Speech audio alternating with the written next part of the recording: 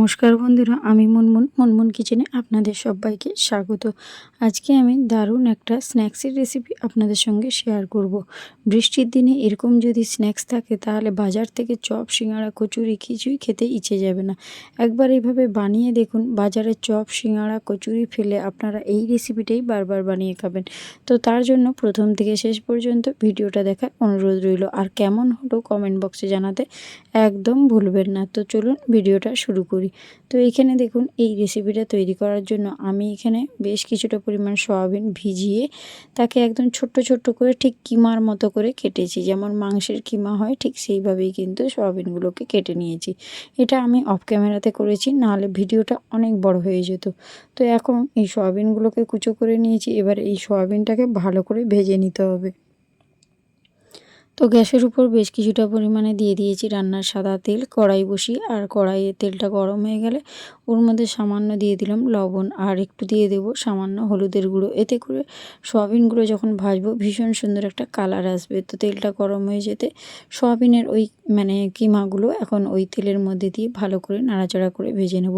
আজকের এই যে স্ন্যাক্সের রেসিপিটা আপনাদেরকে বানিয়ে দেখাবো একদম নতুন ধরনের।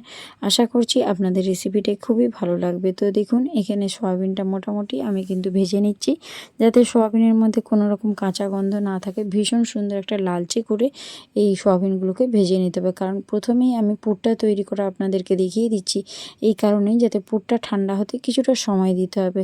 তো তার জন্য সবার আগে আমি পুরটা তৈরি করে নিচ্ছি। তো সয়াবিনের কিমাগুলো এখন সুন্দর করে আমার ভাজা হয়ে গিয়েছে। এবারে ওই একই কড়ার মধ্যে দিয়ে দিলাম সামান্য অল্প পরিমাণে একটু সরষের তেল। তেলের মধ্যে দেখুন দিয়ে দিচ্ছি সামান্য অল্প পরিমাণে একটু গোটা জিরে। গোটা জিরেটা ভালো করে একটু ফোড়নের মতো দিলে খেতে ভীষণ ভালো লাগে যখন জিরেটা ভাজা হয়। তো জিরেটা দেখুন খুব সুন্দর লালচে করে ভাজা হতে একটু দিয়ে দিলাম হিং।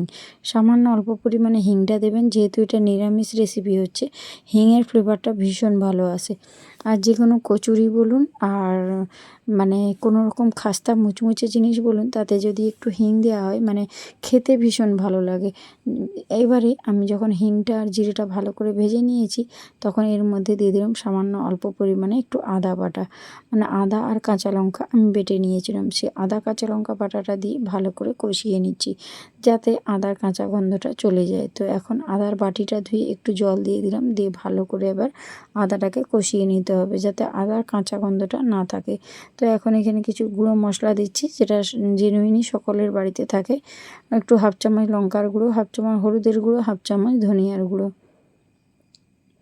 সমস্ত গুঁড়ো মশলাটা দিয়ে আবারও ভালো করে কষিয়ে নিচ্ছি। আর কষাতে কষাতে দেখবেন মশলা থেকে কত সুন্দর তেল ছেড়ে দিয়েছে, আর আদার যে একটা কাঁচা গন্ধ থাকে সেটাও এখন চলে গিয়েছে। এবারে আমি এখানে দিয়ে দেবো সেদ্ধ আলু। এই সেদ্ধ আলুটাকে আমি হাতে করে আগে থেকেই ম্যাশ করে নিয়েছিলাম। আলুটা সেদ্ধ করে ঠান্ডা করে আমি হাতের সাহায্যে ম্যাশ করে নিয়েছি। সেই সেদ্ধ আলুটাও এখন ওর মধ্যে দিয়ে দিলাম, দিয়ে একটু লবণ দিয়ে দিলাম। আর লবণটা একটু স্বাদ মতো আপনারা দেবেন। দিয়ে ভালো করে আমি এখন মশলার সঙ্গে একসঙ্গে কষিয়ে নেব। আর এই পুরটা তৈরি করা কিন্তু খুবই সোজা, যে কেউ তৈরি করে নিতে পারে। তবে এই সয়াবিনের কিমা দিয়ে এভাবে যদি পুরটা তৈরি করেন, খেতে এত টেস্টি হয় যে আপনাদেরকে বলে বিশ্বাস করাতে পারবো না। একবার অবশ্যই বাড়িতে ট্রাই করার অনুরোধ রইল। একবার বানাবেন, তারপর কমেন্ট বক্সে কমেন্ট করবেন। তো এখানে দেখুন এর মধ্যে দিয়ে দিলাম ভেজে রাখা ওই সয়াবিনের কিমাগুলো। তো এই সয়াবিনের কিমাটা দিয়েও আবারও ভালো করে নাড়াচাড়া করে আমি পুরের সঙ্গে মিশিয়ে নিয়ে আবারও কিছুটা সময় পুরটা রান্না করে নেব। একটা সময় দেখবেন পুরটা কিন্তু কড়ার গা ছেড়ে বেরিয়ে আসছে। ঝালের জন্য দিয়ে দিলাম অল্প একটু কাঁচা লঙ্কা আর ফ্রেশ ধনেপাতার কুচো। যদি ধনেপাতার কুচো না থাকে হাতের কাছে, তাহলে আপনারা এখানে কারি পাতা ব্যবহার করতে পারেন। তো ধনেপাতার কুচোটা দিলে খেতে ভীষণ ভালো হয়। তো ধনেপাতার কুচোটা দিয়ে আবারও নাড়াচাড়া করে সুন্দর করে কিন্তু আমি পুরটা তৈরি করে নিয়েছি। আর এই পর্যায়ে দেখুন পুরটা কিন্তু অলমোস্ট কড়ার গা ছেড়ে দিয়েছে। খুব সুন্দরভাবে শুকনো শুকনো হয়ে এই পুরটা তৈরি হয়ে গিয়েছে। এবারে এটাকে আমি এখন তুলে নেব একটা পাত্রের মধ্যে। তো তার আগে আমি অবশ্যই একটু উপকরণ অ্যাড করে দেবো। তো তার মধ্যে দিয়ে দিলাম সামান্য অল্প পরিমাণে একটু গরম মশলার গুঁড়ো, এতে করে ফ্লেভারটা ভীষণ ভালো আসবে। তো অল্প গরম মশলার গুঁড়ো দিয়ে একটু নাড়াচাড়া করে গ্যাসটা বন্ধ করে দিয়েছি।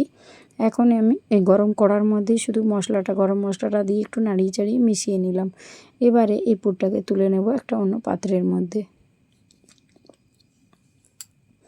তো এখন দেখুন পুরটা আমি তুলে নিচ্ছি একটা প্লেটের মধ্যে, আর প্লেটের মধ্যে আমি পুরটা কিন্তু ছড়িয়ে দিচ্ছি যাতে করে এই পুরটা তাড়াতাড়ি ঠান্ডা হয়ে যায় তার জন্য। তো এখন একটু আমি খুন্তি দিয়ে ছড়িয়ে দিয়েছি, এটাকে একটা সাইডে রেখে দিয়েছি। আর এখানে দেখুন এই মানে নাস্তা বা স্ন্যাক্সটা বানানোর জন্য আমি এখানে নিয়ে নিয়েছি 1.5 বাটি মতো ময়দা। তো আমি আমার পরিবারের সদস্য সংখ্যা অনুযায়ী ময়দাটা নিয়েছি, আপনারা চাইলে বাড়িয়ে বা কমিয়ে নিতে পারেন, অথবা আটা দিয়েও তৈরি করতে পারেন। এখন ওই ময়দার মধ্যে দিয়ে দিলাম স্বাদ মতো একটু লবণ, সামান্য অল্প পরিমাণে চিনি। আর চিনিটা দিলে খেতে ভীষণ সুন্দর লাগে, একটু মানে মিষ্টি মিষ্টি লাগলে খেতে বেশ ভালোই লাগে। আর একটু দিয়ে দিলাম জোয়ান। জোয়ানটাকে হাতের মধ্যে এইভাবে একটু দলে নিয়ে দেবেন, এতে করে গ্যাস অ্যাসিড অম্বল কিচ্ছু হবে না। আর ময়ামের জন্য দিয়ে দিলাম বেশ কিছুটা পরিমাণে রান্নার সাদা তেল। আর যে কোনো কচুরি বা খাস্তা কিছু বানাতে হলে, নিমকি বানাতে হলে আপনারা সবাই জানেন ময়ামটা কিন্তু একটু বেশি করেই দিতে হয়। এখানেও ঠিক সেম একই রকম, এখানে একটু ময়ামের পরিমাণটা ভালো করে দেবেন, তবেই এটা খাস্তা আর মুচমুচে হবে। আর ভেজে রাখা 2-3 ঘন্টা একই রকম খাস্তা আর মুচমুচে হয়ে থাকবে, একটুও নরমও হয়ে যাবে না। তো অবশ্যই ময়ামটা একটু বেশি করে দেবেন। আর এখানে দেখুন ময়ামটা ঠিকঠাক হয়েছে কিনা আপনার হাতের মুঠো করলেই বুঝতে পারবেন, এরকম মুঠো হয়ে যাবে। তো এবারে একটুখানি দিয়ে দিলাম বেকিং পাউডার, এতে করে এগুলো ভীষণ সুন্দর ফুলে উঠবে আর 2-3 ঘন্টা এরকম মুচমুচে খাস্তা থাকবে। এটা একটা টিপস বন্ধুরা, আপনারা অবশ্যই এটা ফলো করবেন। এবারে বেকিং পাউডারটা দিয়ে ভালো করে ময়দার মধ্যে মিশিয়ে নিলাম। এবার একটু মধ্যিখানে জায়গা করে নিলাম। এবারে এখন দেখুন এর মধ্যে দিয়ে নিয়েছি কুসুম গরম জল। জলটা আমি কুসুম গরম করেছি যেন আঙুল দিয়ে ডোবানো যায়, ঠিক সেই রকম। তো কুসুম গরম জল দিয়ে খুব সুন্দর করে আমি এই ময়দার ডোটা মেখে নিচ্ছি। একসঙ্গে আপনারা বেশি জল দিতে যাবেন না, অল্প অল্প করে জল দিয়ে এই ময়দার ডোটা মেখে নেবেন। আশা করি রেসিপি আপনাদের খুবই ভালো লাগবে। আর যদি ভালো লেগে থাকে আমার চ্যানেলটি সাবস্ক্রাইব করে দেবেন আর নোটিফিকেশানটা অন করে দেবেন, যাতে সাথে সাথে যখনই ভিডিও আপলোড করব আপনাদের কাছে পৌঁছে যায়। তো আপনাদের একটা কমেন্ট আমাকে ভিডিও বানাতে উৎসাহ করে। তো অল্প অল্প করে দেখুন জল দিয়ে দিয়ে আমি সুন্দর একটা ডো তৈরি করে নিয়েছি। খুব বেশি ডোটা নরমও হবে না আর শক্তও হবে না। এবারে এই ডোটা যাতে উপর থেকে হাওয়া লেগে শুকনো না হয়ে যায়, একটু রিফাইন অয়েল ছড়িয়ে দিয়েছি আর ডোটার চারধারে এইভাবে বুলিয়ে দিলাম। এবার এই ডোটাকে আমি 2 থেকে 3 মিনিট একটু রেস্টে রেখে দেবো। তো রেস্টে রাখলে দেখবেন একটু বেকিং পাউডার থাকার জন্য ওটা কিন্তু একটু ফুলেও যাবে। তো এখন এখানে দেখুন আলুর পুরটা অলরেডি খুব সুন্দর ঠান্ডা হয়ে গিয়েছে। তো পুরটা থেকে এরকম ছোট ছোট করে বলের মতো করে আমি তৈরি করে নেব। তাতে আমার পুরটা যখন আমি ওই নাস্তার মধ্যে দেব তখন কিন্তু হাতের মধ্যে জড়িয়ে যাবে না, দিতেও খুব সুবিধা হবে আর মুখটা কিন্তু মুড়ে দিতেও সুবিধা হবে। তার জন্য প্রথমে আমি কিন্তু এই পুরটাকে গোল গোল ছোট ছোট বলের মতো তৈরি করে নিচ্ছি। তো এখানে আশা করি আমি আপনাদেরকে বোঝাতে পারছি যে ঠিক কীভাবে তৈরি করতে হবে। তো এখন দেখুন আমার কিন্তু মোটামুটি বাকিগুলো অফ ক্যামেরায় আমি তৈরি করে নেব। এবারে আমি যে ময়দাটা রেস্টে রেখেছিলাম কিছুটা সময়, দেখুন কতটা নরম তুলোর মতো হয়েছে।